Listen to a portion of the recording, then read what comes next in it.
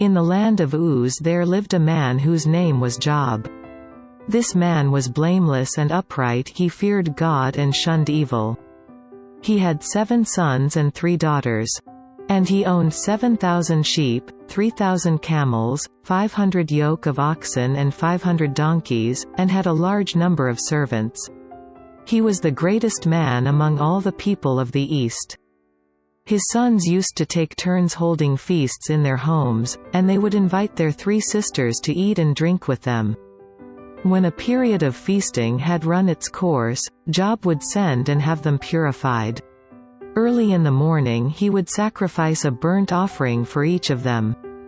Thinking, perhaps my children have sinned and cursed God in their hearts. This was Job's regular custom. One day the angels came to present themselves before the Lord, and Satan also came with them. The Lord said to Satan, "Where have you come from?" Satan answered the Lord, "From roaming through the earth and going back and forth in it." Then the Lord said to Satan, "Have you considered my servant Job? There is no one on earth like him, he is blameless and upright. A man who fears God and shuns evil. Does Job fear God for nothing?" Satan replied, "Have you not put a hedge around him and his household and everything he has? You have blessed the work of his hands, so that his flocks and herds are spread throughout the land. But stretch out your hand and strike everything he has, and he will surely curse you to your face." The Lord said to Satan, "Very well, then, everything he has is in your hands, but on the man himself, do not lay a finger." Then Satan went out from the presence of the Lord.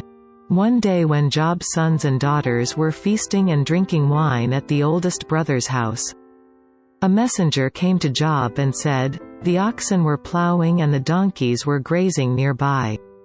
And the Sabaeans attacked and carried them off. They put the servants to the sword, and I am the only one who has escaped to tell you." While he was still speaking, another messenger came and said, "The fire of God fell from the sky and burned up the sheep and the servants. And I am the only one who has escaped to tell you." While he was still speaking, another messenger came and said, "The Chaldeans formed 3 raiding parties and swept down on your camels and carried them off. They put the servants to the sword, and I am the only one who has escaped to tell you." While he was still speaking, yet another messenger came and said, "Your sons and daughters were feasting and drinking wine at the oldest brother's house, when suddenly a mighty wind swept in from the desert and struck the 4 corners of the house. It collapsed on them and they are dead, and I am the only one who has escaped to tell you." At this, Job got up and tore his robe and shaved his head. Then he fell to the ground in worship, and said, "Naked I came from my mother's womb, and naked I will depart. The Lord gave and the Lord has taken away, may the name of the Lord be praised." In all this, Job did not sin by charging God with wrongdoing.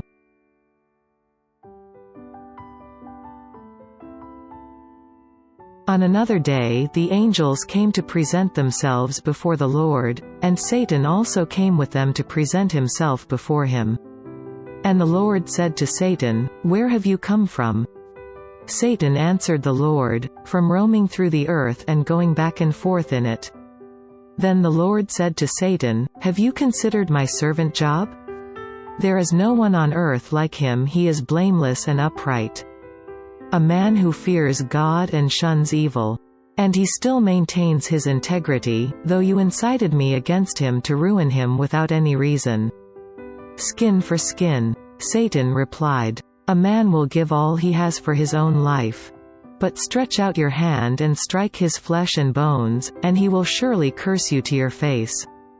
The Lord said to Satan, "Very well, then, he is in your hands, but you must spare his life."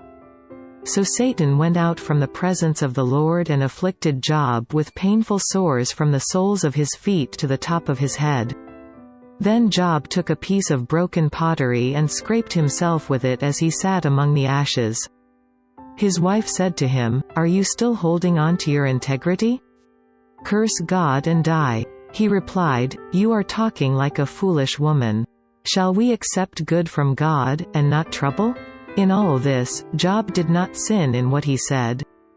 When Job's 3 friends, Eliphaz the Temanite, Bildad the Shuhite and Zophar the Naamathite, heard about all the troubles that had come upon him, they set out from their homes and met together by agreement to go and sympathize with him and comfort him. When they saw him from a distance, they could hardly recognize him. They began to weep aloud, and they tore their robes and sprinkled dust on their heads. Then they sat on the ground with him for 7 days and 7 nights. No one said a word to him, because they saw how great his suffering was. After this, Job opened his mouth and cursed the day of his birth. He said, "May the day of my birth perish, and the night it was said, a boy is born. That day may it turn to darkness, may God above not care about it, may no light shine upon it. May darkness and deep shadow claim it once more, may a cloud settle over it, may blackness overwhelm its light. That night may thick darkness seize it, may it not be included among the days of the year nor be entered in any of the months. May that night be barren, may no shout of joy be heard in it. May those who curse days curse that day, those who are ready to rouse Leviathan. May its morning stars become dark, may it wait for daylight in vain and not see the first rays of dawn. For it did not shut the doors of the womb on me to hide trouble from my eyes. Why did I not perish at birth, and die as I came from the womb? Why were there knees to receive me and breasts that I might be nursed? For now I would be lying down in peace, I would be asleep and at rest. With kings and counselors of the earth, who built for themselves places now lying in ruins. With rulers who had gold, who filled their houses with silver. Or why was I not hidden in the ground like a stillborn child, like an infant who never saw the light of day? There the wicked cease from turmoil, and there the weary are at rest. Captives also enjoy their ease, they no longer hear the slave drivers shout. The small and the great are there, and the slave is freed from his master. Why is light given to those in misery, and life to the bitter of soul? To those who long for death that does not come, who search for it more than for hidden treasure. Who are filled with gladness and rejoice when they reach the grave. Why is life given to a man whose way is hidden, whom God has hedged in? For sighing comes to me instead of food, my groans pour out like water. What I feared has come upon me, what I dreaded has happened to me. I have no peace, no quietness, I have no rest, but only turmoil." Then Eliphaz the Temanite replied, "If someone ventures a word with you, will you be impatient? But who can keep from speaking? Think how you have instructed many, how you have strengthened feeble hands. Your words have supported those who stumbled, you have strengthened faltering knees. But now trouble comes to you, and you are discouraged, it strikes you, and you are dismayed. Should not your piety be your confidence and your blameless ways your hope? Consider now who, being innocent, has ever perished? Where were the upright ever destroyed? As I have observed, those who plow evil and those who sow trouble reap it. At the breath of God they are destroyed, at the blast of his anger they perish. The lions may roar and growl, yet the teeth of the great lions are broken. The lion perishes for lack of prey, and the cubs of the lioness are scattered. A word was secretly brought to me, my ears caught a whisper of it. Amid disquieting dreams in the night, when deep sleep falls on men. Fear and trembling seized me and made all my bones shake. A spirit glided past my face, and the hair on my body stood on end. It stopped, but I could not tell what it was. A form stood before my eyes, and I heard a hushed voice. Can a mortal be more righteous than God? Can a man be more pure than his Maker? If God places no trust in his servants, if he charges his angels with error, how much more those who live in houses of clay, whose foundations are in the dust, who are crushed more readily than a moth. Between dawn and dusk they are broken to pieces unnoticed, they perish forever. Are not the cords of their tent pulled up, so that they die without wisdom? Call if you will, but who will answer you? To which of the holy ones will you turn? Resentment kills a fool, and envy slays the simple. I myself have seen a fool taking root, but suddenly his house was cursed. His children are far from safety, crushed in court without a defender. The hungry consume his harvest, taking it even from among thorns, and the thirsty pant after his wealth. For hardship does not spring from the soil, nor does trouble sprout from the ground. Yet man is born to trouble as surely as sparks fly upward. But if it were I would appeal to God, I would lay my cause before him. He performs wonders that cannot be fathomed, miracles that cannot be counted. He bestows rain on the earth, he sends water upon the countryside. The lowly he sets on high, and those who mourn are lifted to safety. He thwarts the plans of the crafty, so that their hands achieve no success. He catches the wise in their craftiness, and the schemes of the wily are swept away. Darkness comes upon them in the daytime, at noon they grope as in the night. He saves the needy from the sword in their mouth, he saves them from the clutches of the powerful. So the poor have hope, and injustice shuts its mouth. Blessed is the man whom God corrects, so do not despise the discipline of the Almighty. For he wounds, but he also binds up, he injures, but his hands also heal. From 6 calamities he will rescue you, in 7 no harm will befall you. In famine he will ransom you from death, and in battle from the stroke of the sword. You will be protected from the lash of the tongue, and need not fear when destruction comes. You will laugh at destruction and famine, and need not fear the beasts of the earth. For you will have a covenant with the stones of the field, and the wild animals will be at peace with you. You will know that your tent is secure, you will take stock of your property and find nothing missing.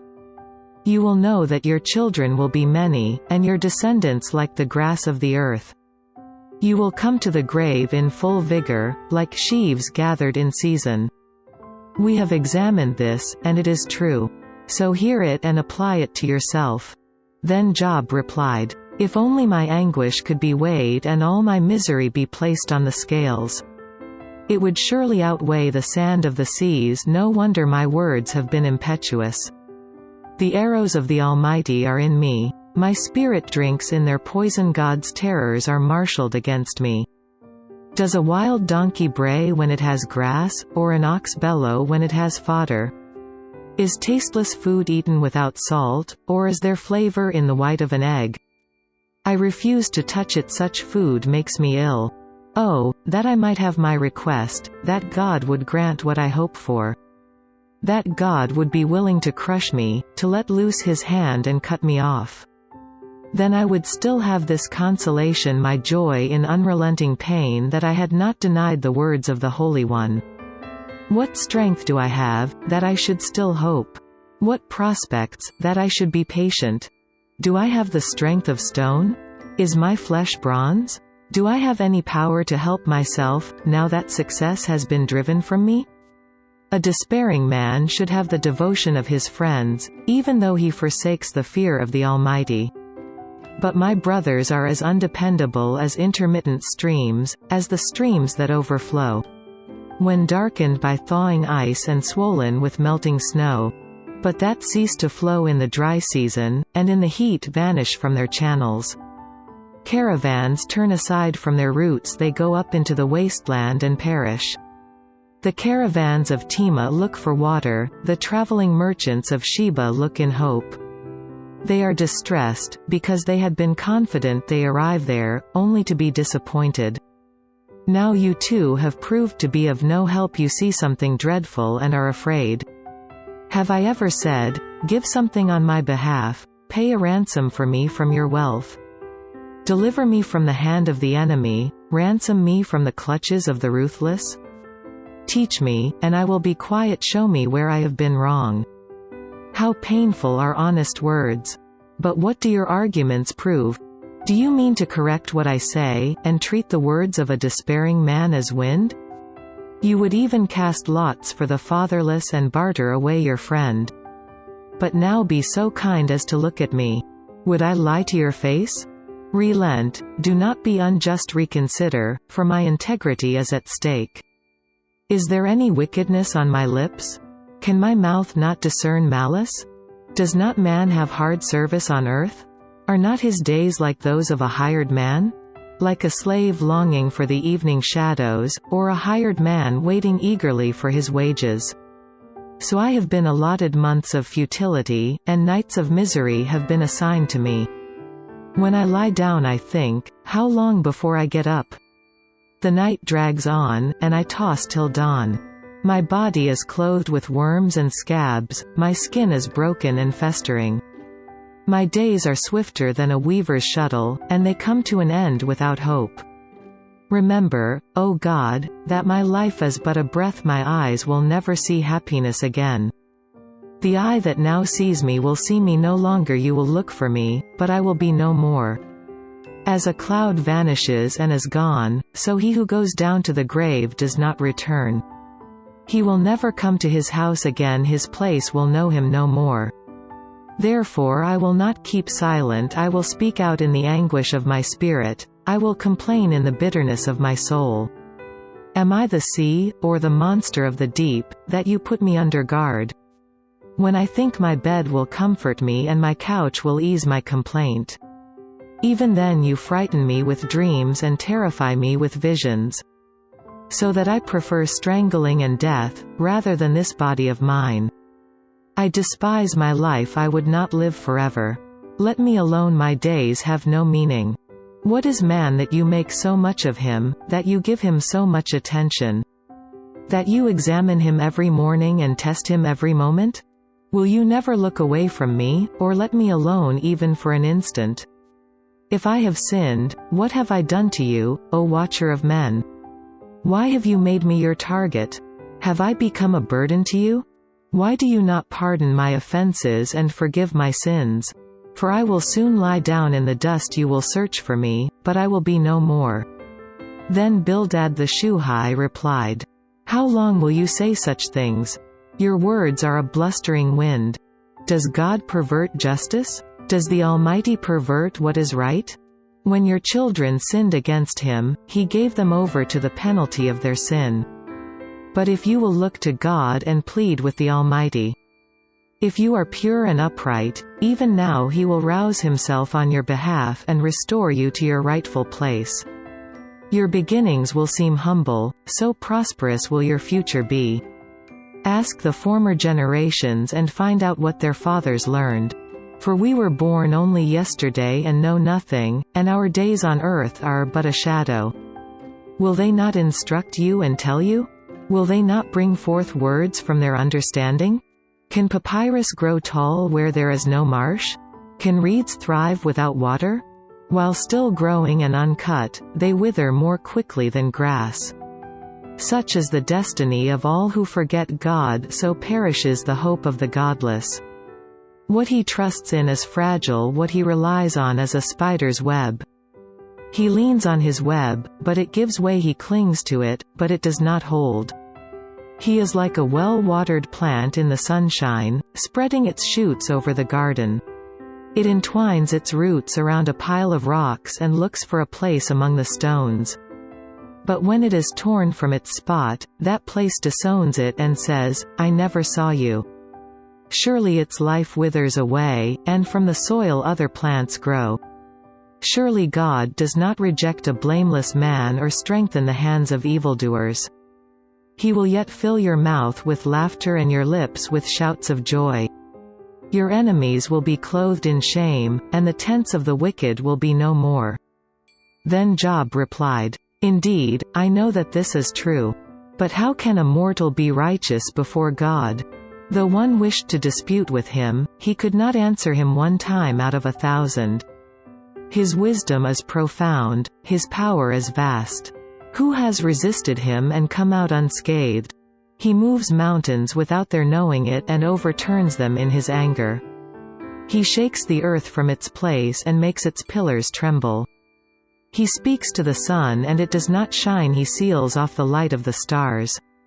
He alone stretches out the heavens and treads on the waves of the sea.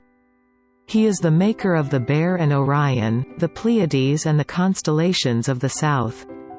He performs wonders that cannot be fathomed, miracles that cannot be counted. When he passes me, I cannot see him. When he goes by, I cannot perceive him. If he snatches away, who can stop him? Who can say to him, "What are you doing?"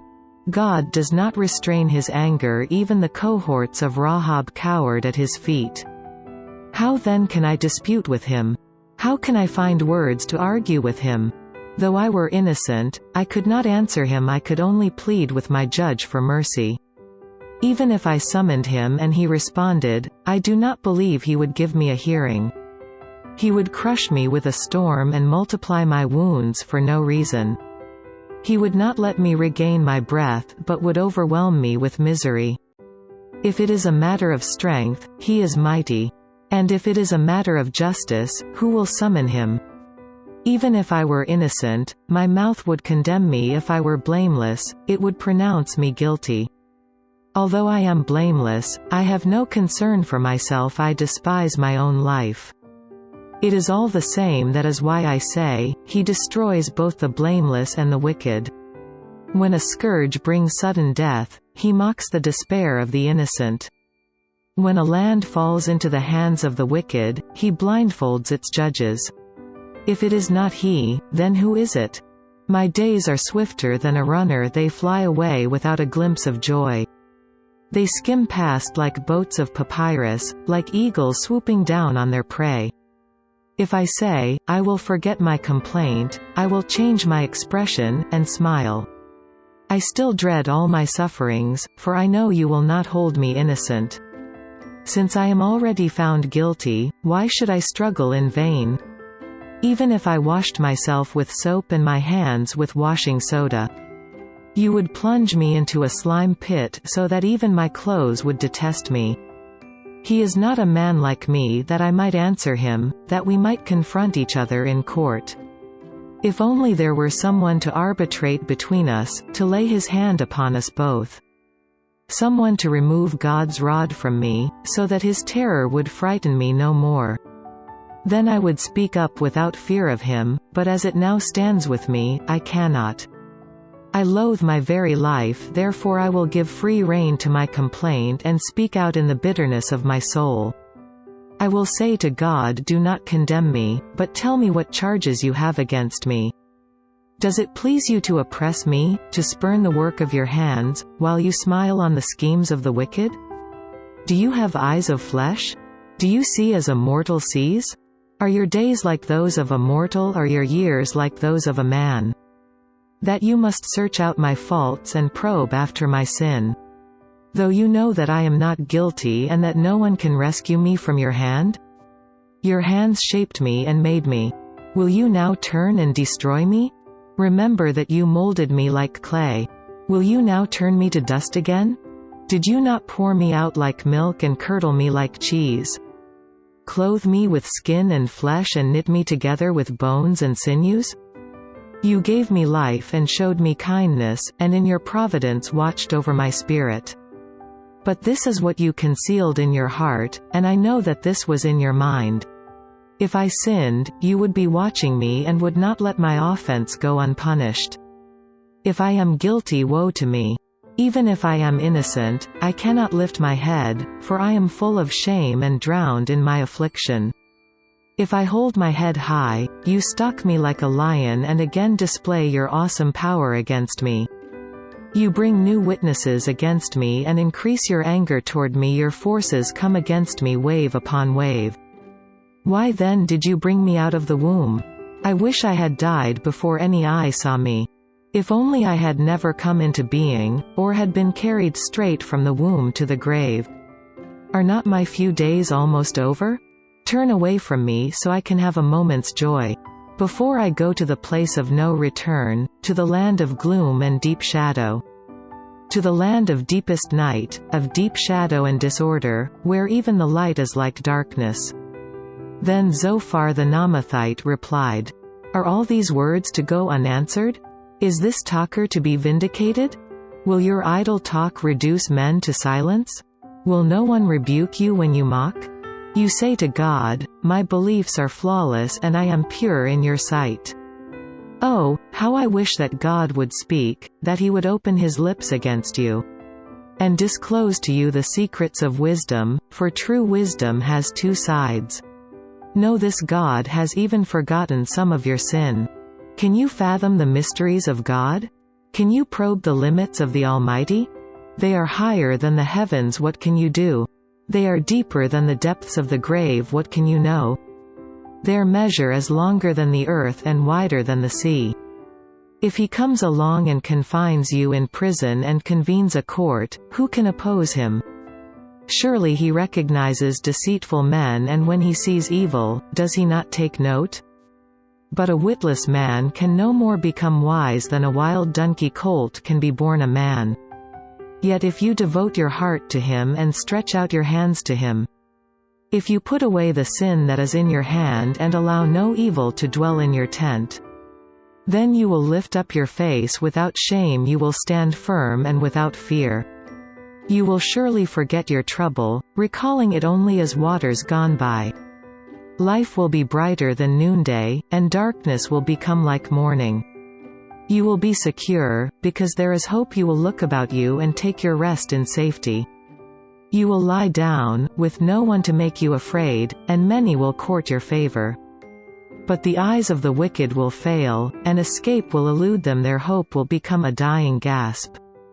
Then Job replied, "Doubtless you are the people, and wisdom will die with you. But I have a mind as well as you. I am not inferior to you. Who does not know all these things? I have become a laughingstock to my friends, though I called upon God and he answered, a mere laughingstock, though righteous and blameless." Men at ease have contempt for misfortune as the fate of those whose feet are slipping. The tents of marauders are undisturbed, and those who provoke God are secure, those who carry their God in their hands. But ask the animals, and they will teach you, or the birds of the air, and they will tell you. Or speak to the earth, and it will teach you, or let the fish of the sea inform you.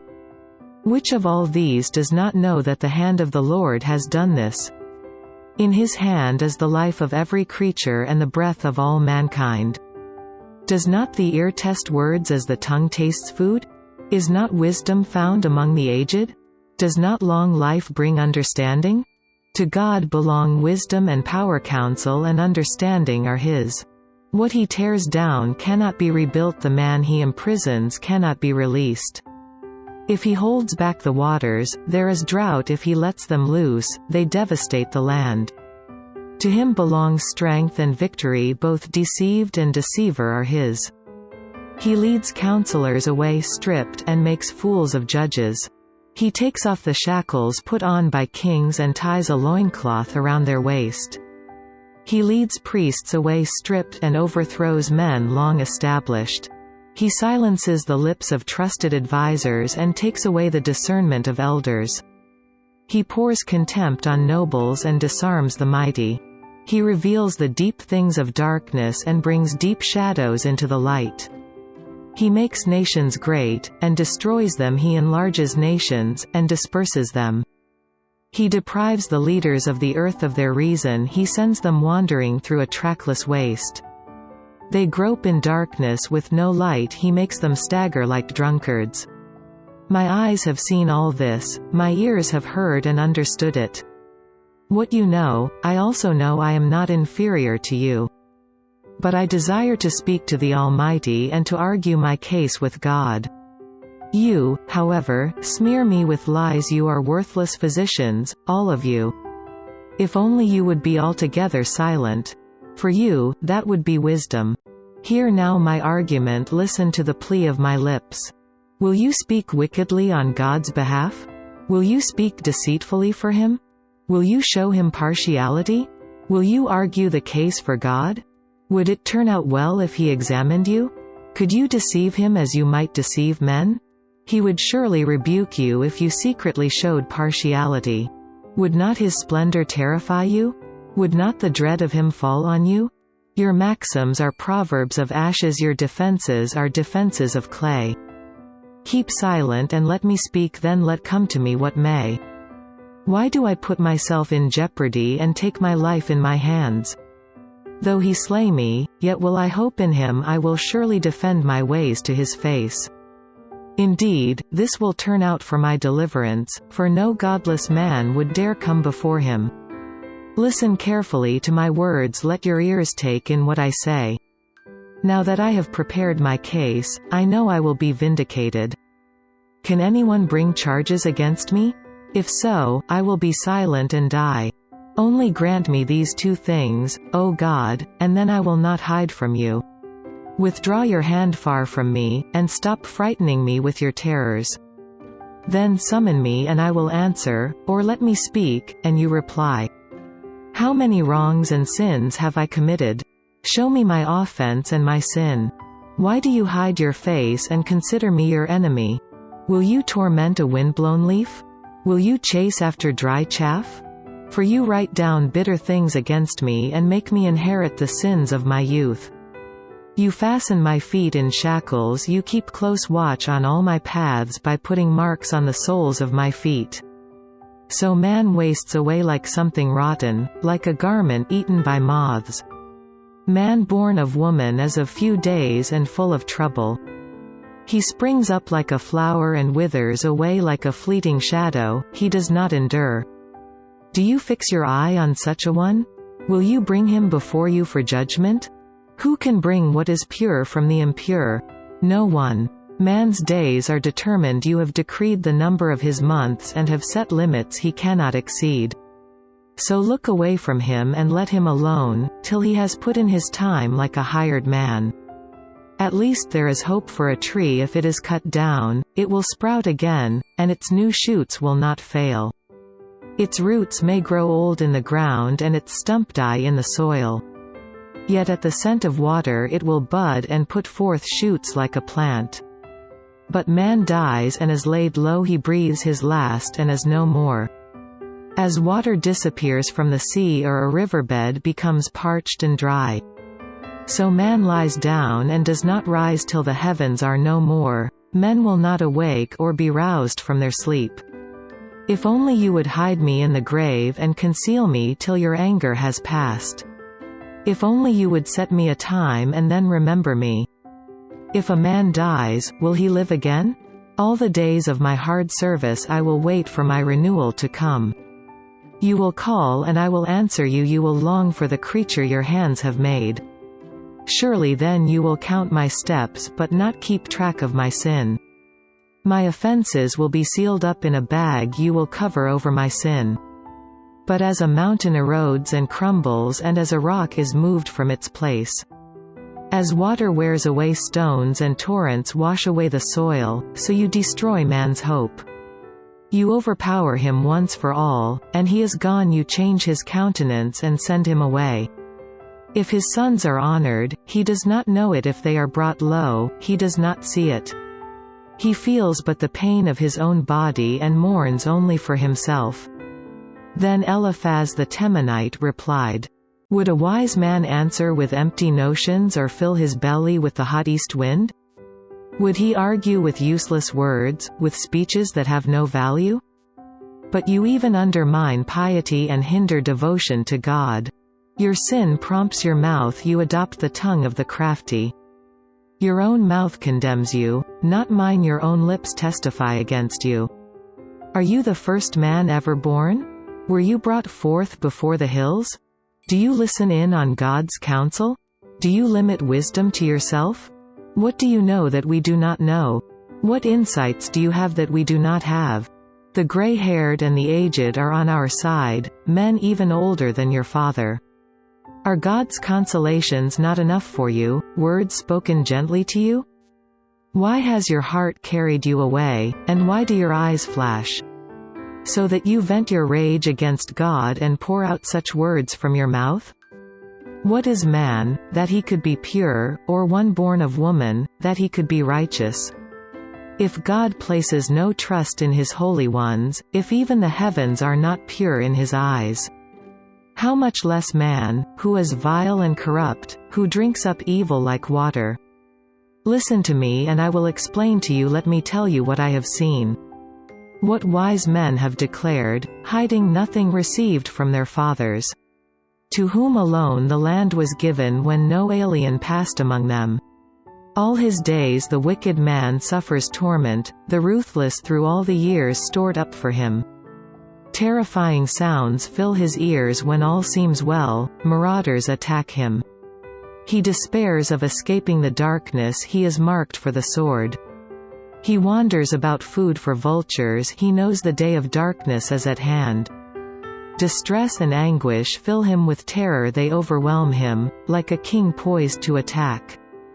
Because he shakes his fist at God and vaunts himself against the Almighty. Defiantly charging against him with a thick, strong shield. Though his face is covered with fat and his waist bulges with flesh. He will inhabit ruined towns and houses where no one lives, houses crumbling to rubble. He will no longer be rich and his wealth will not endure, nor will his possessions spread over the land. He will not escape the darkness, a flame will wither his shoots, and the breath of God's mouth will carry him away. Let him not deceive himself by trusting what is worthless, for he will get nothing in return. Before his time he will be paid in full, and his branches will not flourish. He will be like a vine stripped of its unripe grapes, like an olive tree shedding its blossoms. For the company of the godless will be barren, and fire will consume the tents of those who love bribes. They conceive trouble and give birth to evil, their womb fashions deceit. Then Job replied, I have heard many things like these. Miserable comforters are you all. Will your long-winded speeches never end? What ails you that you keep on arguing? I also could speak like you. If you were in my place I could make fine speeches against you and shake my head at you. But my mouth would encourage you, comfort from my lips would bring you relief. Yet if I speak, my pain is not relieved, and if I refrain, it does not go away. Surely, O God, you have worn me out, you have devastated my entire household. You have bound me and it has become a witness, my gauntness rises up and testifies against me. God assails me and tears me in his anger and gnashes his teeth at me, my opponent fastens on me his piercing eyes. Men open their mouths to jeer at me, they strike my cheek in scorn and unite together against me. God has turned me over to evil men and thrown me into the clutches of the wicked. All was well with me, but he shattered me, he seized me by the neck and crushed me. He has made me his target. His archers surround me. Without pity, he pierces my kidneys and spills my gall on the ground. Again and again he bursts upon me, he rushes at me like a warrior. I have sewed sackcloth over my skin and buried my brow in the dust. My face is red with weeping, deep shadows ring my eyes. Yet my hands have been free of violence and my prayer is pure. O earth, do not cover my blood, may my cry never be laid to rest. Even now my witness is in heaven, my advocate is on high. My intercessor is my friend as my eyes pour out tears to God. On behalf of a man he pleads with God as a man pleads for his friend. Only a few years will pass before I go on the journey of no return. My spirit is broken, my days are cut short, the grave awaits me. Surely mockers surround me, my eyes must dwell on their hostility. Give me, O God, the pledge you demand. Who else will put up security for me? You have closed their minds to understanding, therefore you will not let them triumph. If a man denounces his friends for reward, the eyes of his children will fail. God has made me a byword to everyone, a man in whose face people spit. My eyes have grown dim with grief, my whole frame is but a shadow. Upright men are appalled at this, the innocent are aroused against the ungodly. Nevertheless, the righteous will hold to their ways, and those with clean hands will grow stronger. But come on, all of you, try again. I will not find a wise man among you. My days have passed, my plans are shattered, and so are the desires of my heart. These men turn night into day in the face of darkness. They say, light is near. If the only home I hope for is the grave, if I spread out my bed in darkness. If I say to corruption, you are my father, and to the worm, my mother, or, my sister. Where then is my hope? Who can see any hope for me? Will it go down to the gates of death? Will we descend together into the dust? Then Bildad the Shuhite replied, when will you end these speeches? Be sensible, and then we can talk. Why are we regarded as cattle and considered stupid in your sight? You who tear yourself to pieces in your anger, is the earth to be abandoned for your sake? Or must the rocks be moved from their place? The lamp of the wicked is snuffed out, the flame of his fire stops burning. The light in his tent becomes dark, the lamp beside him goes out. The vigor of his step is weakened, his own schemes throw him down. His feet thrust him into a net and he wanders into its mesh. A trap seizes him by the heel, a snare holds him fast. A noose is hidden for him on the ground, a trap lies in his path. Terrors startle him on every side and dog his every step. Calamity is hungry for him, disaster is ready for him when he falls. It eats away parts of his skin, death's firstborn devours his limbs. He is torn from the security of his tent and marched off to the king of terrors. Fire resides in his tent, burning sulfur is scattered over his dwelling. His roots dry up below and his branches wither above. The memory of him perishes from the earth, he has no name in the land. He is driven from light into darkness and is banished from the world. He has no offspring or descendants among his people, no survivor where once he lived. Men of the West are appalled at his fate, men of the East are seized with horror.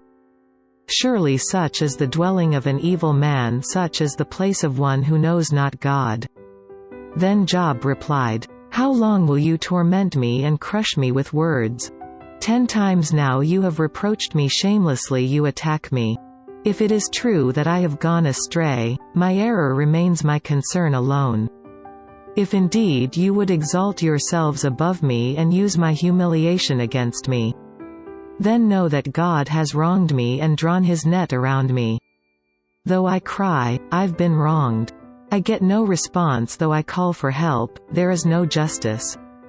He has blocked my way so I cannot pass, he has shrouded my paths in darkness. He has stripped me of my honor and removed the crown from my head. He tears me down on every side till I am gone, he uproots my hope like a tree. His anger burns against me, he counts me among his enemies. His troops advance in force, they build a siege ramp against me and encamp around my tent. He has alienated my brothers from me, my acquaintances are completely estranged from me. My kinsmen have gone away, my friends have forgotten me. My guests and my maid-servants count me a stranger, they look upon me as an alien. I summon my servant, but he does not answer, though I beg him with my own mouth. My breath is offensive to my wife, I am loathsome to my own brothers. Even the little boys scorn me when I appear, they ridicule me. All my intimate friends detest me, those I love have turned against me. I am nothing but skin and bones, I have escaped with only the skin of my teeth. Have pity on me, my friends, have pity, for the hand of God has struck me. Why do you pursue me as God does? Will you never get enough of my flesh? Oh, that my words were recorded, that they were written on a scroll. That they were inscribed with an iron tool on lead, or engraved in rock forever. I know that my Redeemer lives, and that in the end he will stand upon the earth. And after my skin has been destroyed, yet in my flesh I will see God. I myself will see him with my own eyes, and not another. How my heart yearns within me! If you say, how we will hound him, since the root of the trouble lies in him. You should fear the sword yourselves, for wrath will bring punishment by the sword, and then you will know that there is judgment. Then Zophar the Naamathite replied, my troubled thoughts prompt me to answer because I am greatly disturbed. I hear a rebuke that dishonors me, and my understanding inspires me to reply. Surely you know how it has been from of old, ever since man was placed on the earth. That the mirth of the wicked is brief, the joy of the godless lasts but a moment. Though his pride reaches to the heavens and his head touches the clouds. He will perish forever, like his own dung. Those who have seen him will say, "Where is he?" Like a dream he flies away, no more to be found, banished like a vision of the night. The eye that saw him will not see him again, his place will look on him no more. His children must make amends to the poor, his own hands must give back his wealth. The youthful vigor that fills his bones will lie with him in the dust. Though evil is sweet in his mouth and he hides it under his tongue. Though he cannot bear to let it go and keeps it in his mouth. Yet his food will turn sour in his stomach, it will become the venom of serpents within him. He will spit out the riches he swallowed, God will make his stomach vomit them up. He will suck the poison of serpents, the fangs of an adder will kill him. He will not enjoy the streams, the rivers flowing with honey and cream. What he toiled for he must give back uneaten, he will not enjoy the profit from his trading. For he has oppressed the poor and left them destitute, he has seized houses he did not build. Surely he will have no respite from his craving, he cannot save himself by his treasure. Nothing is left for him to devour, his prosperity will not endure. In the midst of his plenty, distress will overtake him, the full force of misery will come upon him. When he has filled his belly, God will vent his burning anger against him and rain down his blows upon him. Though he flees from an iron weapon, a bronze-tipped arrow pierces him. He pulls it out of his back, the gleaming point out of his liver. Terrors will come over him. Total darkness lies in wait for his treasures. A fire unfanned will consume him and devour what is left in his tent. The heavens will expose his guilt, the earth will rise up against him. A flood will carry off his house, rushing waters on the day of God's wrath. Such is the fate God allots the wicked, the heritage appointed for them by God. Then Job replied, "Listen carefully to my words, let this be the consolation you give me. Bear with me while I speak, and after I have spoken, mock on. Is my complaint directed to man? Why should I not be impatient? Look at me and be astonished, clap your hand over your mouth. When I think about this, I am terrified, trembling seizes my body. Why do the wicked live on, growing old and increasing in power? They see their children established around them, their offspring before their eyes. Their homes are safe and free from fear, the rod of God is not upon them. Their bulls never fail to breed, their cows calve and do not miscarry. They send forth their children as a flock, their little ones dance about. They sing to the music of tambourine and harp, they make merry to the sound of the flute. They spend their years in prosperity and go down to the grave in peace. Yet they say to God, leave us alone. We have no desire to know your ways. Who is the Almighty, that we should serve him? What would we gain by praying to him? But their prosperity is not in their own hands, so I stand aloof from the counsel of the wicked. Yet how often is the lamp of the wicked snuffed out? How often does calamity come upon them, the fate God allots in his anger? How often are they like straw before the wind, like chaff swept away by a gale? It is said, God stores up a man's punishment for his sons. Let him repay the man himself, so that he will know it. Let his own eyes see his destruction, let him drink of the wrath of the Almighty. For what does he care about the family he leaves behind when his allotted months come to an end? Can anyone teach knowledge to God, since he judges even the highest? One man dies in full vigor, completely secure and at ease. His body well nourished, his bones rich with marrow. Another man dies in bitterness of soul, never having enjoyed anything good. Side by side they lie in the dust, and worms cover them both. I know full well what you are thinking, the schemes by which you would wrong me.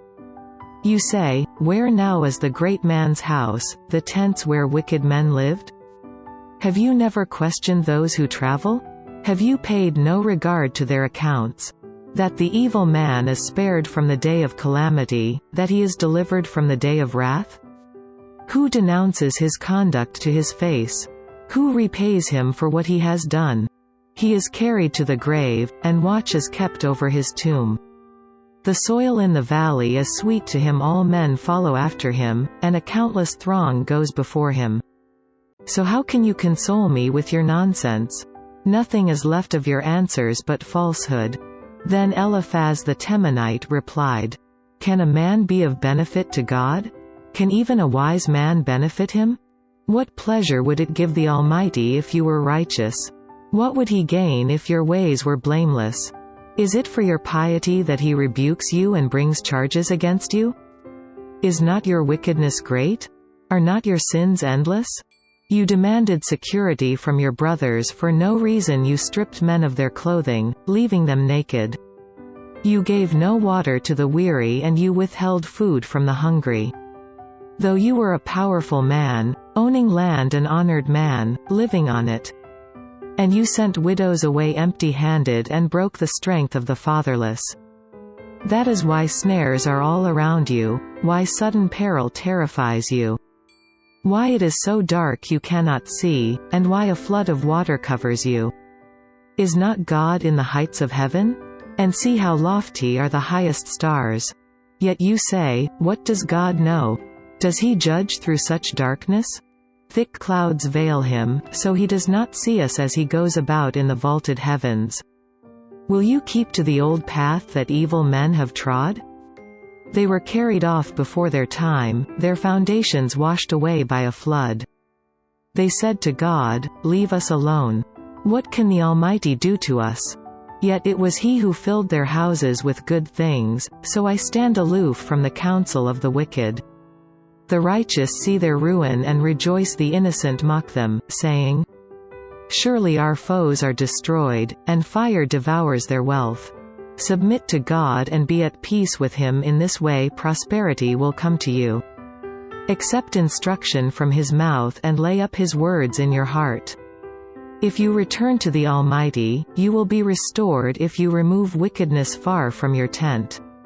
And assign your nuggets to the dust, your gold of Ophir to the rocks in the ravines. Then the Almighty will be your gold, the choicest silver for you. Surely then you will find delight in the Almighty and will lift up your face to God.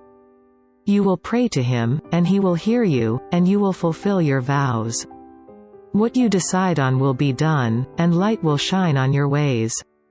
When men are brought low and you say, Lift them up, then he will save the downcast.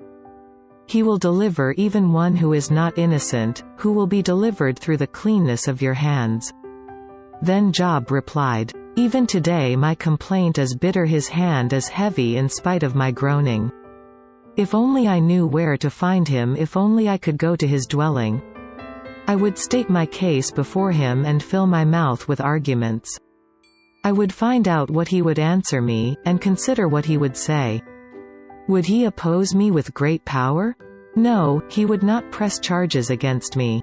There an upright man could present his case before him, and I would be delivered forever from my judge. But if I go to the east, he is not there. If I go to the west, I do not find him. When he is at work in the north, I do not see him. When he turns to the south, I catch no glimpse of him. But he knows the way that I take. When he has tested me, I will come forth as gold. My feet have closely followed his steps. I have kept to his way without turning aside.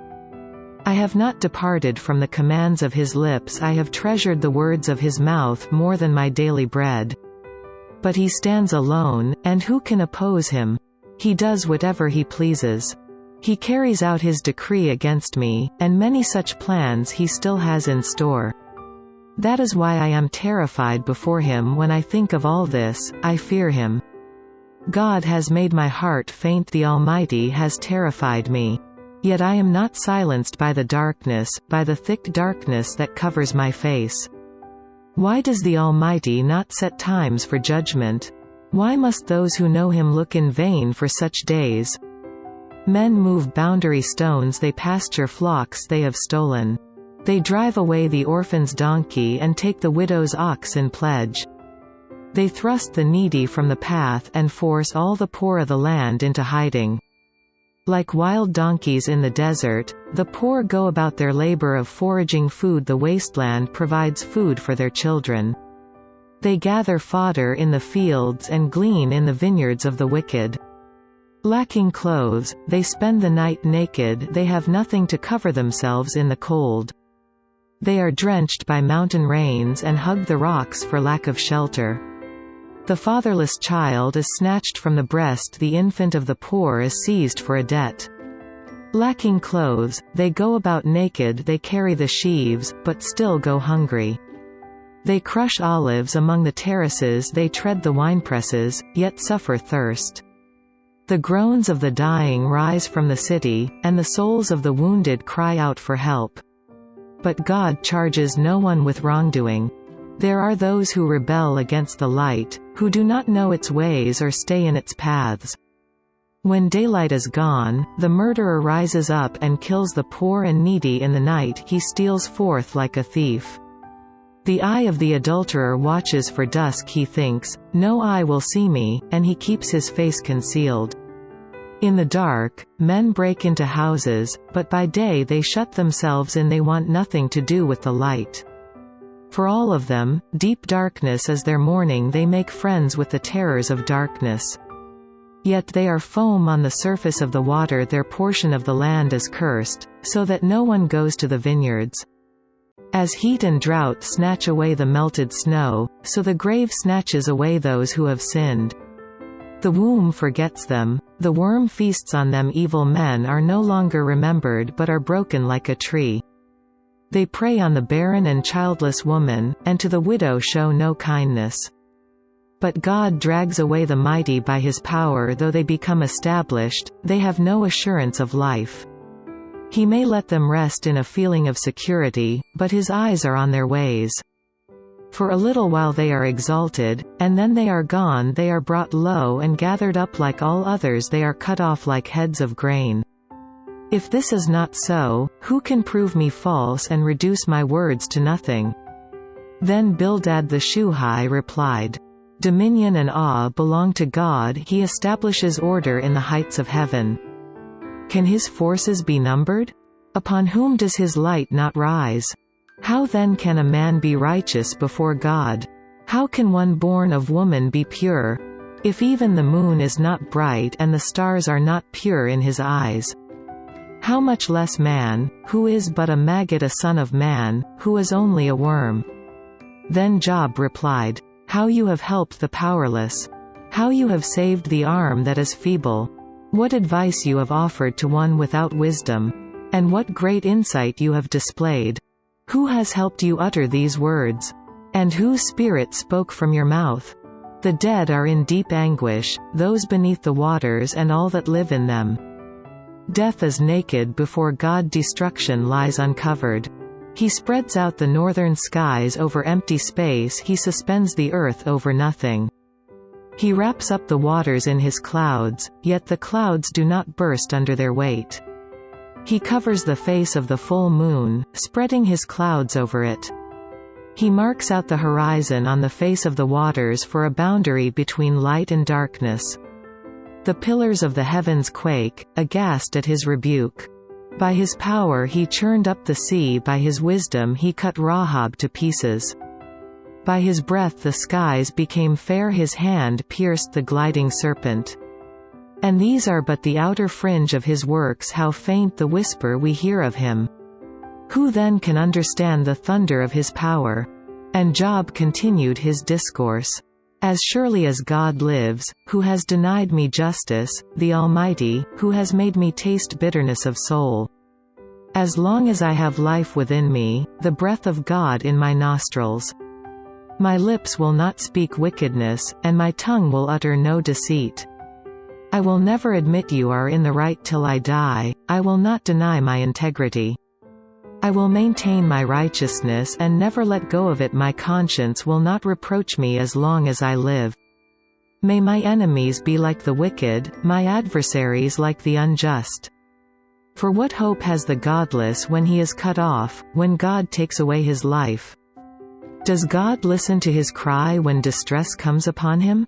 Will he find delight in the Almighty? Will he call upon God at all times? I will teach you about the power of God, the ways of the Almighty I will not conceal. You have all seen this yourselves. Why then this meaningless talk? Here is the fate God allots to the wicked, the heritage a ruthless man receives from the Almighty. However many his children, their fate is the sword. His offspring will never have enough to eat. The plague will bury those who survive him, and their widows will not weep for them. Though he heaps up silver like dust and clothes like piles of clay.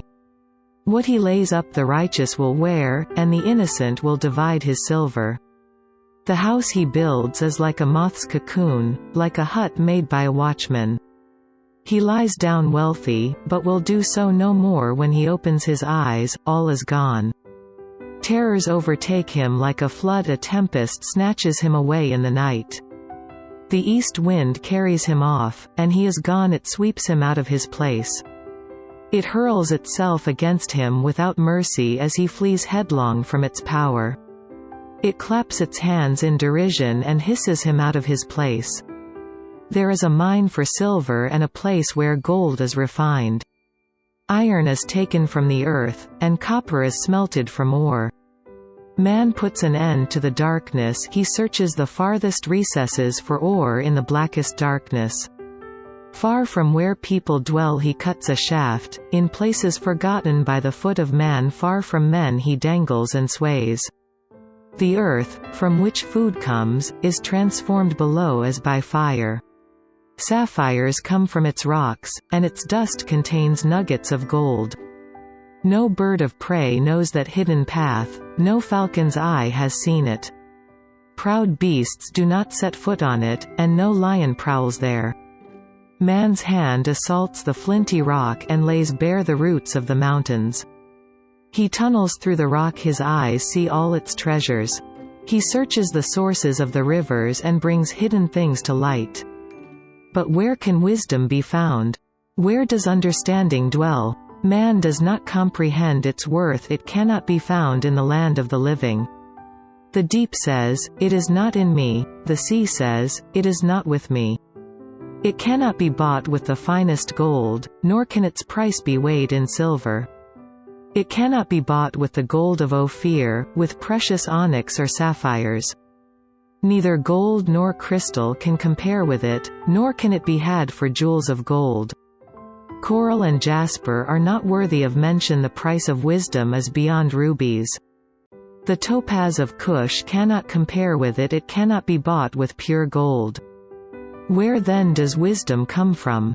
Where does understanding dwell? It is hidden from the eyes of every living thing, concealed even from the birds of the air. Destruction and death say, only a rumor of it has reached our ears. God understands the way to it, and he alone knows where it dwells. For he views the ends of the earth and sees everything under the heavens. When he established the force of the wind and measured out the waters.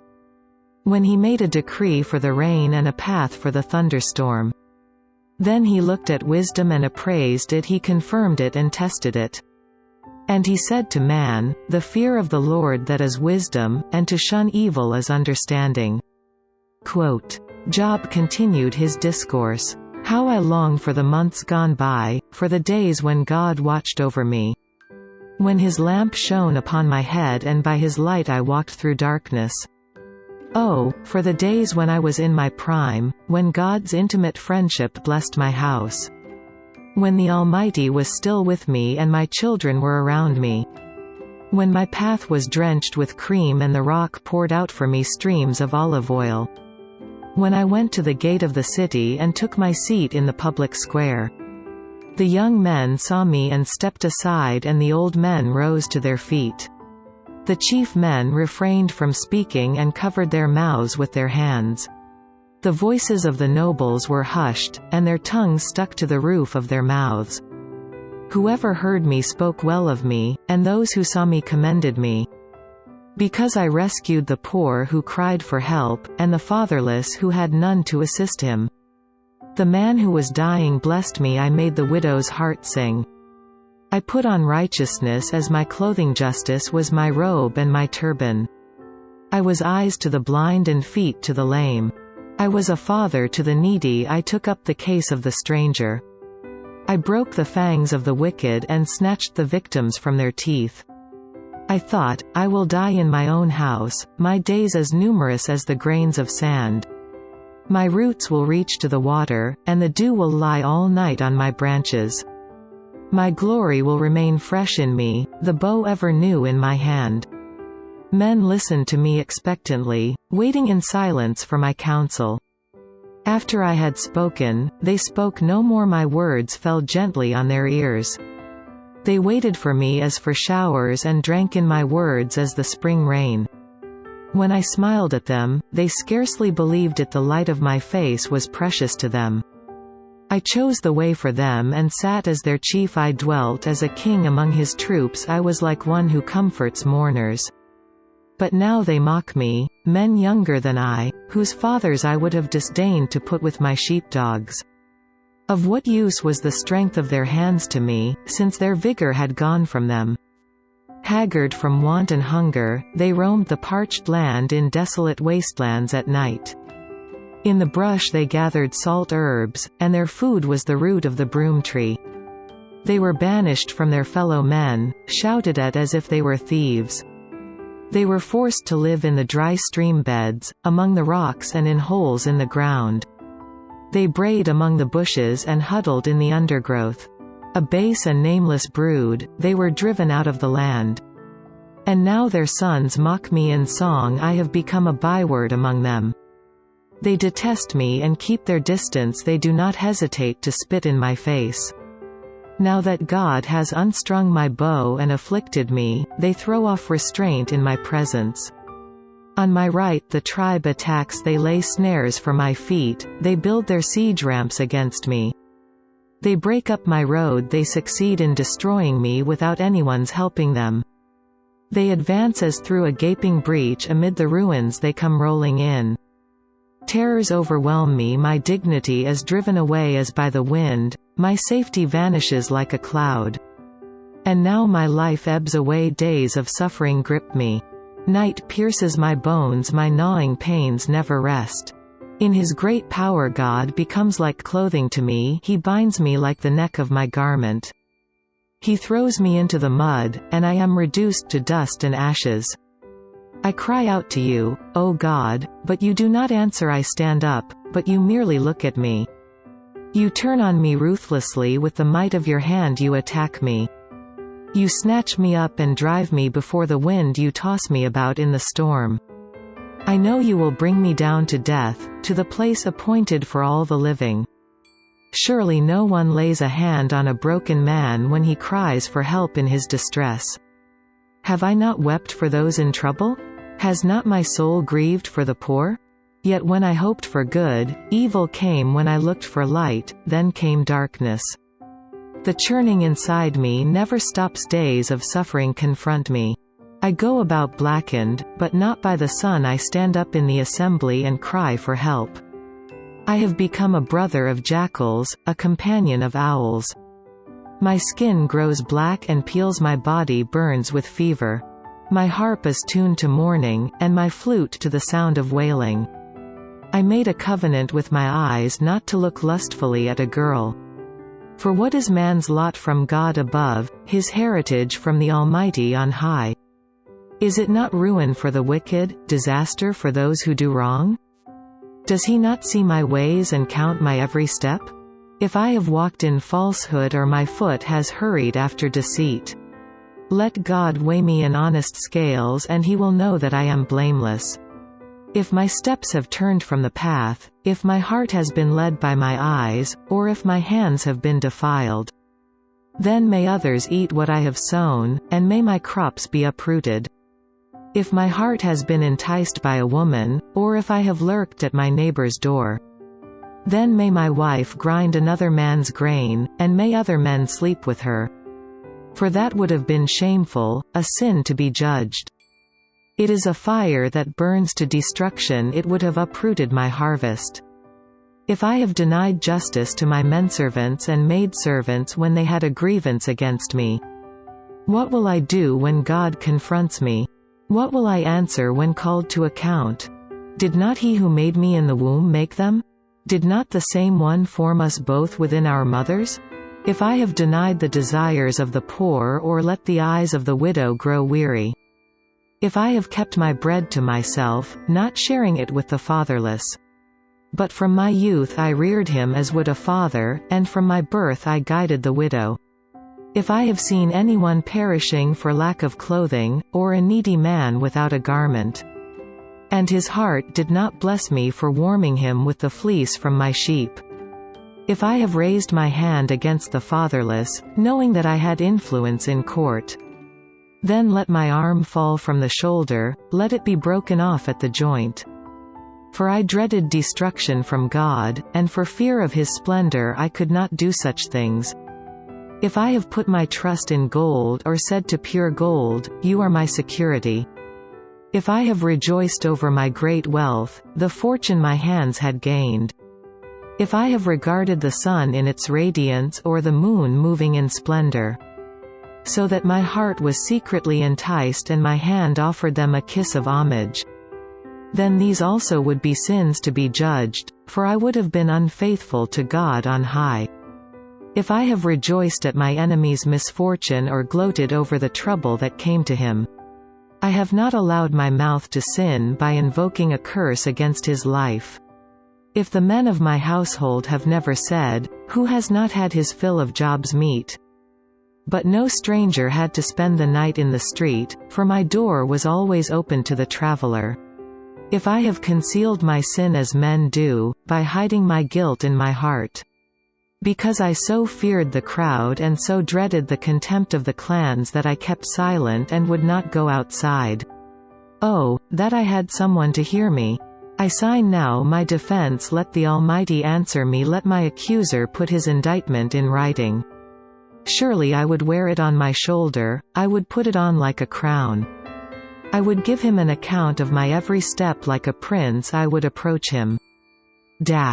If my land cries out against me and all its furrows are wet with tears, if I have devoured its yield without payment or broken the spirit of its tenants, then let briars come up instead of wheat and weeds instead of barley.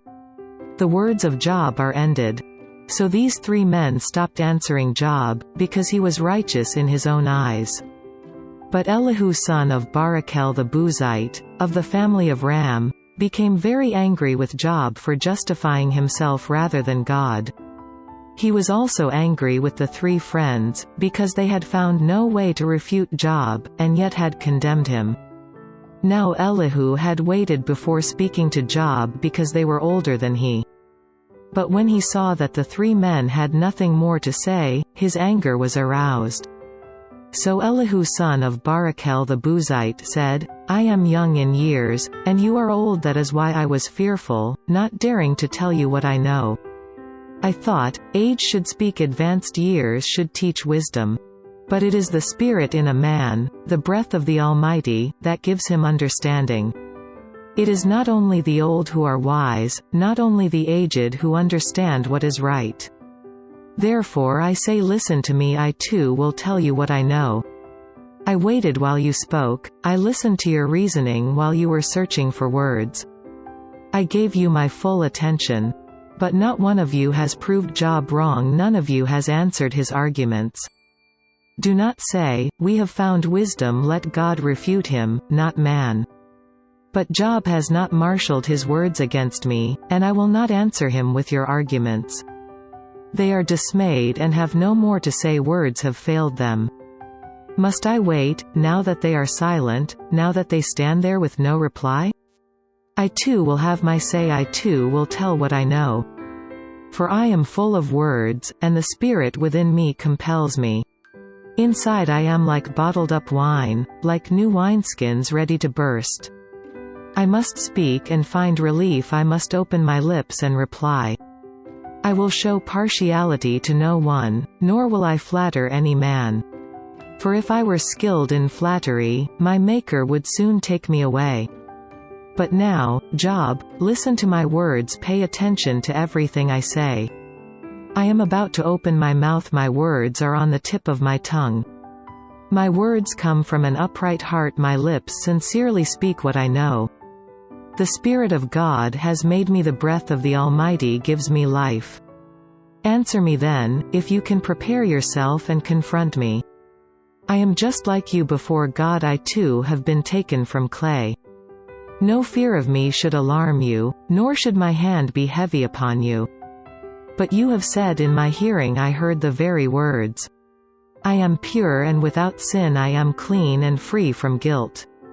Yet God has found fault with me, he considers me his enemy. He fastens my feet in shackles, he keeps close watch on all my paths. But I tell you, in this you are not right, for God is greater than man. Why do you complain to him that he answers none of man's words? For God does speak now one way, now another, though man may not perceive it. In a dream, in a vision of the night, when deep sleep falls on men as they slumber in their beds. He may speak in their ears and terrify them with warnings. To turn man from wrongdoing and keep him from pride.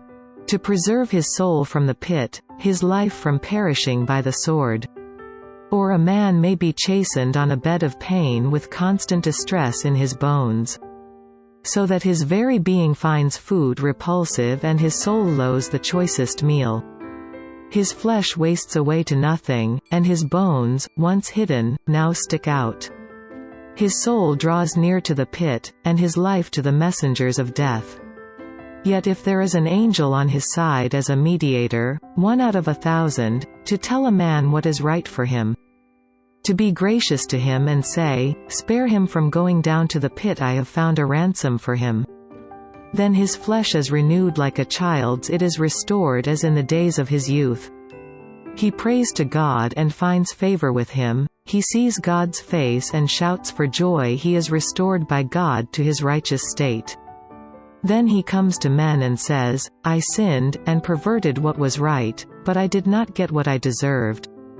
He redeemed my soul from going down to the pit, and I will live to enjoy the light. God does all these things to a man twice, even 3 times. To turn back his soul from the pit, that the light of life may shine on him.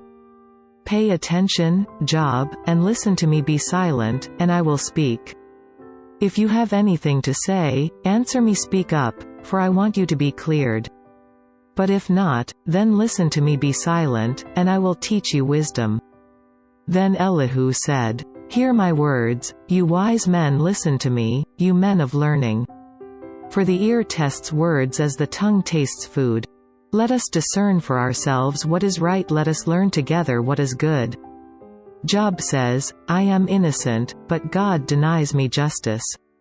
Although I am right, I am considered a liar, although I am guiltless, his arrow inflicts an incurable wound. What man is like Job, who drinks scorn like water?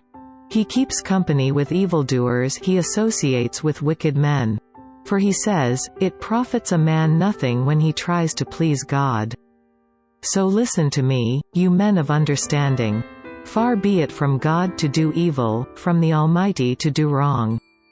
He repays a man for what he has done, he brings upon him what his conduct deserves. It is unthinkable that God would do wrong, that the Almighty would pervert justice. Who appointed him over the earth? Who put him in charge of the whole world? If it were his intention and he withdrew his spirit and breath, all mankind would perish together and man would return to the dust. If you have understanding, hear this, listen to what I say. Can he who hates justice govern? Will you condemn the just and mighty one?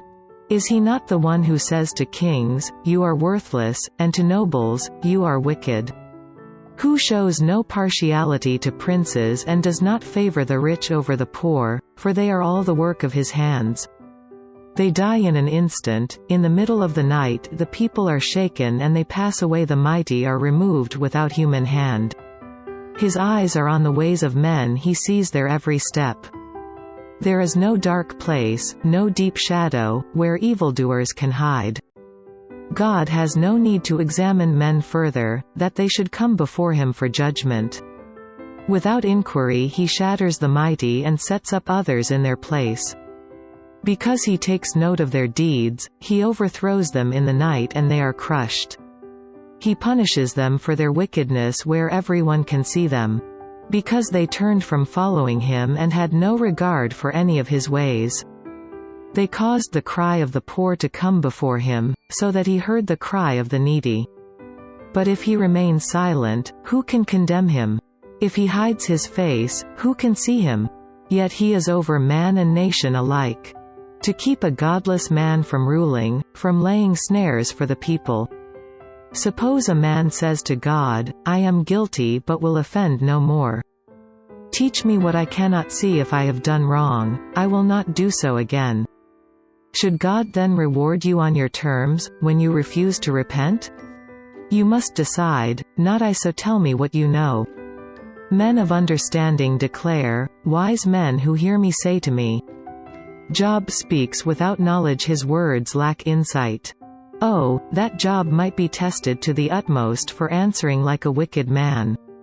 To his sin he adds rebellion scornfully, he claps his hands among us and multiplies his words against God. Then Elihu said, Do you think this is just? You say, I will be cleared by God. Yet you ask him, What profit is it to me, and what do I gain by not sinning? I would like to reply to you and to your friends with you. Look up at the heavens and see, gaze at the clouds so high above you. If you sin, how does that affect him? If your sins are many, what does that do to him? If you are righteous, what do you give to him, or what does he receive from your hand? Your wickedness affects only a man like yourself, and your righteousness only the sons of men. Men cry out under a load of oppression, they plead for relief from the arm of the powerful. But no one says, Where is God my Maker, who gives songs in the night? Who teaches more to us than to the beasts of the earth and makes us wiser than the birds of the air? He does not answer when men cry out because of the arrogance of the wicked. Indeed, God does not listen to their empty plea, the Almighty pays no attention to it. How much less, then, will he listen when you say that you do not see him, that your case is before him and you must wait for him? And further, that his anger never punishes and he does not take the least notice of wickedness. So Job opens his mouth with empty talk, without knowledge he multiplies words. Elihu continued, Bear with me a little longer and I will show you that there is more to be said in God's behalf. I get my knowledge from afar, I will ascribe justice to my Maker. Be assured that my words are not false, one perfect in knowledge is with you. God is mighty, but does not despise men, he is mighty, and firm in his purpose. He does not keep the wicked alive but gives the afflicted their rights. He does not take his eyes off the righteous, he enthrones them with kings and exalts them forever. But if men are bound in chains, held fast by cords of affliction, he tells them what they have done, that they have sinned arrogantly. He makes them listen to correction and commands them to repent of their evil. If they obey and serve him, they will spend the rest of their days in prosperity and their years in contentment.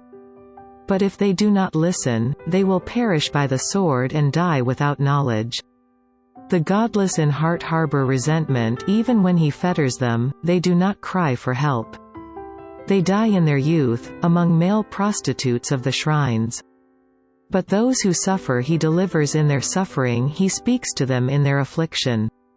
He is wooing you from the jaws of distress to a spacious place free from restriction, to the comfort of your table laden with choice food. But now you are laden with the judgment due, the wicked judgment and justice have taken hold of you. Be careful that no one entices you by riches, do not let a large bribe turn you aside. Would your wealth or even all your mighty efforts sustain you so you would not be in distress? Do not long for the night, to drag people away from their homes. Beware of turning to evil, which you seem to prefer to affliction. God is exalted in his power. Who is a teacher like him? Who has prescribed his ways for him, or said to him, "You have done wrong"? Remember to extol his work, which men have praised in song. All mankind has seen it, men gaze on it from afar. How great is God beyond our understanding! The number of his years is past finding out. He draws up the drops of water, which distill as rain to the streams. The clouds pour down their moisture and abundant showers fall on mankind. Who can understand how he spreads out the clouds, how he thunders from his pavilion? See how he scatters his lightning about him, bathing the depths of the sea. This is the way he governs the nations and provides food in abundance. He fills his hands with lightning and commands it to strike its mark. His thunder announces the coming storm, even the cattle make known its approach. At this my heart pounds and leaps from its place. Listen. Listen to the roar of his voice, to the rumbling that comes from his mouth. He unleashes his lightning beneath the whole heaven and sends it to the ends of the earth. After that comes the sound of his roar, he thunders with his majestic voice. When his voice resounds, he holds nothing back. God's voice thunders in marvelous ways, he does great things beyond our understanding. He says to the snow, "Fall on the earth," and to the rain shower, "Be a mighty downpour." So that all men he has made may know his work, he stops every man from his labor. The animals take cover, they remain in their dens. The tempest comes out from its chamber, the cold from the driving winds. The breath of God produces ice, and the broad waters become frozen. He loads the clouds with moisture, he scatters his lightning through them. At his direction they swirl around over the face of the whole earth to do whatever he commands them. He brings the clouds to punish men, or to water his earth and show his love. Listen to this, Job, stop and consider God's wonders. Do you know how God controls the clouds and makes his lightning flash? Do you know how the clouds hang poised, those wonders of him who is perfect in knowledge? You who swelter in your clothes when the land lies hushed under the south wind. Can you join him in spreading out the skies, hard as a mirror of cast bronze? Tell us what we should say to him, we cannot draw up our case because our darkness. Should he be told that I want to speak? Would any man ask to be swallowed up? Now no one can look at the sun, bright as it is in the skies after the wind has swept them clean. Out of the north, he comes in golden splendor, God comes in awesome majesty. The Almighty is beyond our reach and exalted in power, in his justice and great righteousness, he does not oppress. Therefore, men revere him, for does he not have regard for all the wise in heart? Then the Lord answered Job out of the storm. He said, "Who is this that darkens my counsel with words without knowledge? Brace yourself like a man, I will question you, and you shall answer me. Where were you when I laid the earth's foundation? Tell me, if you understand. Who marked off its dimensions? Surely you know. Who stretched a measuring line across it? On what were its footings set, or who laid its cornerstone? While the morning stars sang together and all the angels shouted for joy? Who shut up the sea behind doors when it burst forth from the womb? When I made the clouds its garment and wrapped it in thick darkness? When I fixed limits for it and set its doors and bars in place? When I said, this far you may come and no farther, here is where your proud waves halt? Have you ever given orders to the morning, or shown the dawn its place? That it might take the earth by the edges and shake the wicked out of it? The earth takes shape like clay under a seal, its features stand out like those of a garment. The wicked are denied their light, and their upraised arm is broken. Have you journeyed to the springs of the sea or walked in the recesses of the deep? Have the gates of death been shown to you? Have you seen the gates of the shadow of death? Have you comprehended the vast expanses of the earth? Tell me, if you know all this. What is the way to the abode of light? And where does darkness reside? Can you take them to their places? Do you know the paths to their dwellings? Surely you know, for you were already born. You have lived so many years. Have you entered the storehouses of the snow or seen the storehouses of the hail? Which I reserve for times of trouble, for days of war and battle. What is the way to the place where the lightning is dispersed, or the place where the east winds are scattered over the earth? Who cuts a channel for the torrents of rain, and a path for the thunderstorm? To water a land where no man lives, a desert with no one in it. To satisfy a desolate wasteland and make it sprout with grass? Does the rain have a father? Who fathers the drops of dew? From whose womb comes the ice? Who gives birth to the frost from the heavens? When the waters become hard as stone, when the surface of the deep is frozen. Can you bind the beautiful Pleiades? Can you loose the cords of Orion? Can you bring forth the constellations in their seasons or lead out the bear with its cubs? Do you know the laws of the heavens? Can you set up God's dominion over the earth? Can you raise your voice to the clouds and cover yourself with a flood of water? Do you send the lightning bolts on their way? Do they report to you, "Here we are"? Who endowed the heart with wisdom or gave understanding to the mind? Who has the wisdom to count the clouds? Who can tip over the water jars of the heavens? When the dust becomes hard and the clods of earth stick together. Do you hunt the prey for the lioness and satisfy the hunger of the lions? When they crouch in their dens or lie in wait in a thicket? Who provides food for the raven when its young cry out to God and wander about for lack of food? Do you know when the mountain goats give birth? Do you watch when the doe bears her fawn? Do you count the months till they bear? Do you know the time they give birth? They crouch down and bring forth their young, their labor pains are ended. Their young thrive and grow strong in the wilds, they leave and do not return. Who let the wild donkey go free? Who untied his ropes? I gave him the wasteland as his home, the salt flats as his habitat. He laughs at the commotion in the town, he does not hear a driver's shout. He ranges the hills for his pasture and searches for any green thing. Will the wild ox consent to serve you? Will he stay by your manger at night? Can you hold him to the furrow with a harness? Will he till the valleys behind you? Will you rely on him for his great strength? Will you leave your heavy work to him? Can you trust him to bring in your grain and gather it to your threshing floor? The wings of the ostrich flap joyfully, but they cannot compare with the pinions and feathers of the stork. She lays her eggs on the ground and lets them warm in the sand. Unmindful that a foot may crush them, that some wild animal may trample them. She treats her young harshly, as if they were not hers. She cares not that her labor was in vain. For God did not endow her with wisdom or give her a share of good sense. Yet when she spreads her feathers to run, she laughs at horse and rider. Do you give the horse his strength or clothe his neck with a flowing mane? Do you make him leap like a locust, striking terror with his proud snorting? He paws fiercely, rejoicing in his strength, and charges into the fray. He laughs at fear, afraid of nothing, he does not shy away from the sword.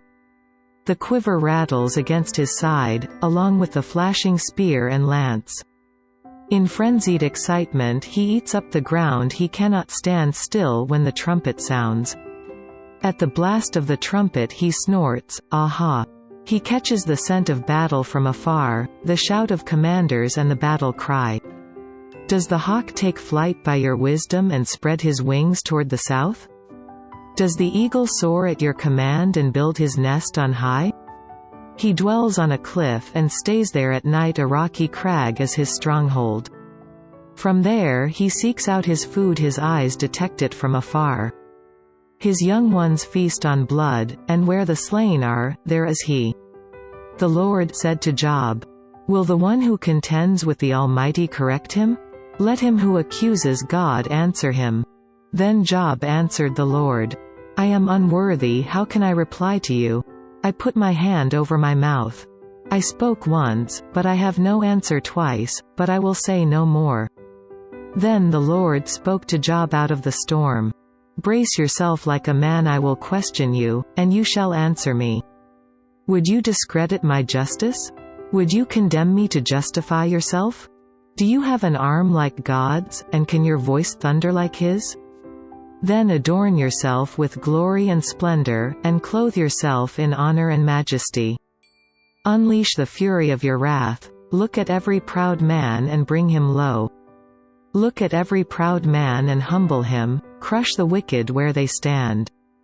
Bury them all in the dust together, shroud their faces in the grave. Then I myself will admit to you that your own right hand can save you. Look at the behemoth, which I made along with you and which feeds on grass like an ox. What strength he has in his loins, what power in the muscles of his belly. His tail sways like a cedar, the sinews of his thighs are close-knit. His bones are tubes of bronze, his limbs like rods of iron. He ranks first among the works of God, yet his Maker can approach him with his sword. The hills bring him their produce, and all the wild animals play nearby. Under the lotus plants he lies, hidden among the reeds in the marsh. The lotuses conceal him in their shadow, the poplars by the stream surround him. When the river rages, he is not alarmed, he is secure, though the Jordan should surge against his mouth. Can anyone capture him by the eyes, or trap him and pierce his nose? Can you pull in the Leviathan with a fishhook or tie down his tongue with a rope?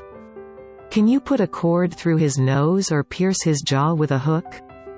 Will he keep begging you for mercy? Will he speak to you with gentle words? Will he make an agreement with you for you to take him as your slave for life? Can you make a pet of him like a bird or put him on a leash for your girls? Will traders barter for him? Will they divide him up among the merchants? Can you fill his hide with harpoons or his head with fishing spears? If you lay a hand on him, you will remember the struggle and never do it again. Any hope of subduing him is false, the mere sight of him is overpowering. No one is fierce enough to rouse him. Who then is able to stand against me? Who has a claim against me that I must pay? Everything under heaven belongs to me. I will not fail to speak of his limbs, his strength and his graceful form. Who can strip off his outer coat? Who would approach him with a bridle?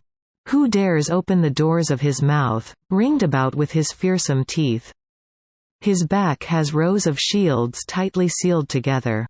Each is so close to the next that no air can pass between. They are joined fast to one another, they cling together and cannot be parted. His snorting throws out flashes of light, his eyes are like the rays of dawn. Firebrands stream from his mouth, sparks of fire shoot out. Smoke pours from his nostrils as from a boiling pot over a fire of reeds. His breath sets coals ablaze, and flames dart from his mouth. Strength resides in his neck, dismay goes before him. The folds of his flesh are tightly joined, they are firm and immovable. His chest is hard as rock, hard as a lower millstone. When he rises up, the mighty are terrified, they retreat before his thrashing. The sword that reaches him has no effect, nor does the spear or the dart or the javelin. Iron he treats like straw and bronze like rotten wood. Arrows do not make him flee, slingstones are like chaff to him. A club seems to him but a piece of straw, he laughs at the rattling of the lance. His undersides are jagged potsherds, leaving a trail in the mud like a threshing sledge. He makes the depths churn like a boiling cauldron and stirs up the sea like a pot of ointment. Behind him he leaves a glistening wake, one would think the deep had white hair. Nothing on earth is his equal, a creature without fear. He looks down on all that are haughty, he is king over all that are proud. Then Job replied to the Lord, I know that you can do all things, no plan of yours can be thwarted. You asked, who is this that obscures my counsel without knowledge?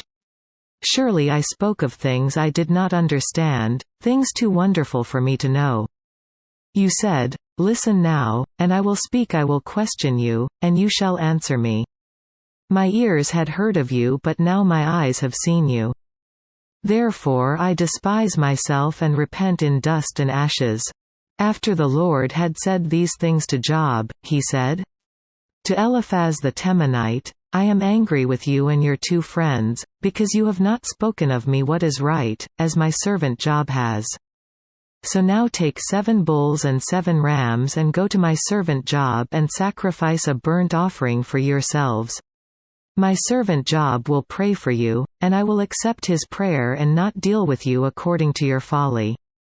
You have not spoken of me what is right, as my servant Job has. So Eliphaz the Temanite, Bildad the Shuhite and Zophar the Naamathite did what the Lord told them, and the Lord accepted Job's prayer. After Job had prayed for his friends, the Lord made him prosperous again and gave him twice as much as he had before. All his brothers and sisters and everyone who had known him before came and ate with him in his house. They comforted and consoled him over all the trouble the Lord had brought upon him, and each one gave him a piece of silver and a gold ring. The Lord blessed the latter part of Job's life more than the first. He had 14,000 sheep, 6,000 camels, 1,000 yoke of oxen and 1,000 donkeys. And he also had 7 sons and 3 daughters. The first daughter he named Jemimah, the second Keziah and the third Karen Happuch. Nowhere in all the land were there found women as beautiful as Job's daughters, and their father granted them an inheritance along with their brothers. After this, Job lived 140 years. He saw his children and their children to the 4th generation. And so he died, old and full of years. Amen.